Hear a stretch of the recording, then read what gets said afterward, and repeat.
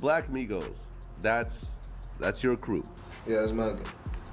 I own it. Okay. So does that include the Migos, the rap group Migos? Nah, that don't include no Migos. It's Black Migo gun. There's the Migos. Okay, because you've done work with the Migos before. Yeah, I have.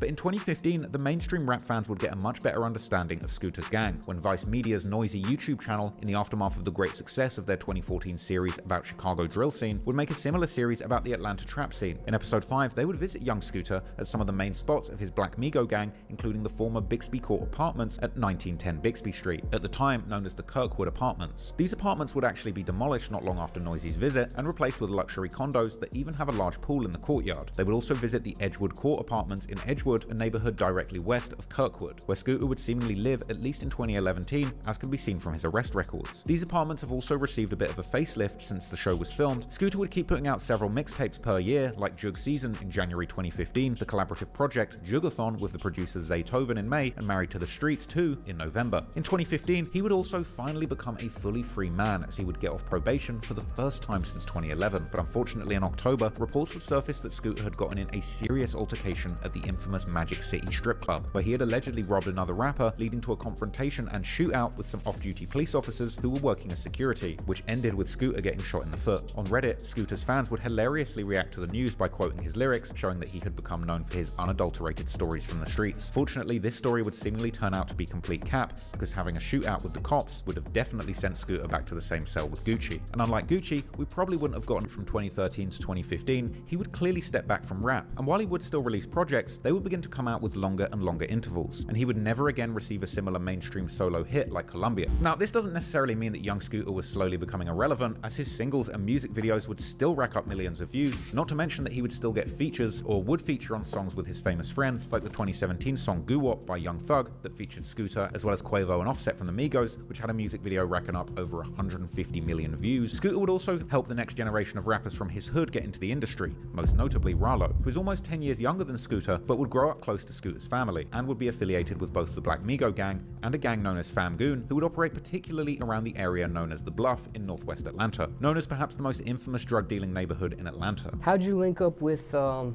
Scooter and Future? Me and Scooter, we grew up together, know what I'm saying? His mom, Miss Betty. People don't know that his mom went with Swamp Izzo, know what I'm saying? And they had a family together.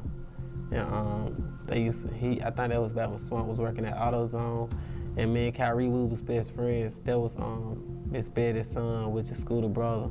And I used to be with his brother, Heavy, Kyrie. And that how me and Scooter became friends, know what I'm saying? And when he seen that I was doing music, and he was already doing music, know what I'm saying? He down there OG than me, cause I ain't number 23. So when he found out I was doing the music, he was 100% behind me, know what I'm saying? And he gave me all he got, know what I'm saying? His dudes be around him every day, but I used everything that he was able to give me to my advantage, know what I'm saying? But clearly Scoot was not putting a similar emphasis on his own rap career as he once was, which got some fans thinking that young Scooter actually never stopped jugging and finessing in these streets. If that's true, Scooter might just have been one of the best trappers out of Atlanta, because besides some of his early cases, he surprisingly had very few problems with the law, as the Guardian reporter George Cheedy noted recently. Even when Rallo and his crew would go down in a 2018 drug bust that was major, many sites reported on the case, highlighting him